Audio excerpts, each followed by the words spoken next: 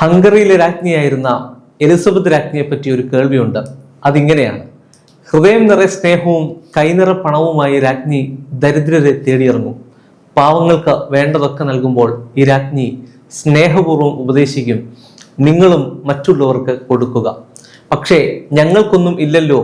അവരുടെ സ്നേഹം സ്വീകരിക്കുന്ന ആളുകൾ കൈമലർത്തി മറുപടി ഇങ്ങനെ പറയും. അപ്പോൾ വീണ്ടും രാജ്ഞി അവരെ ഓർമ്മിപ്പിക്കും: നിങ്ങൾക്ക് ഹൃദയമുണ്ട്, മറ്റുള്ളവർക്ക് മതിവരുവോളം സ്നേഹം പകരുക. നിങ്ങൾക്ക് കണ്ണുകളുണ്ട്, കരയുന്നവരുടെ കണ്ണീർ നിങ്ങൾ തുടയ്ക്കുക. നിങ്ങൾക്ക് കാലുകളുണ്ട്, വേദനിക്കുന്നവരെ തേടി നിങ്ങൾ പോവുക. നിങ്ങൾക്ക് നാവുണ്ട്, മധുര സംസാരങ്ങൾ അവരെ ആശ്വസിപ്പിക്കുകയും പ്രോത്സാഹിപ്പിക്കുകയും ചെയ്യുന്നുണ്ട്.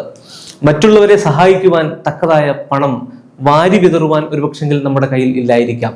പക്ഷെങ്കിൽ ഒരു വാക്ക്, സ്നേഹപൂർവമായ ഒരു നോട്ടം, ഹൃദ്യമായ പുഞ്ചിരി, സാധാരണഗതിയിൽ ഇത്രയും മതി വേദനിക്കുന്നവരുടെ തപ്ത മനസ്സ് തണുക്കുവാൻ.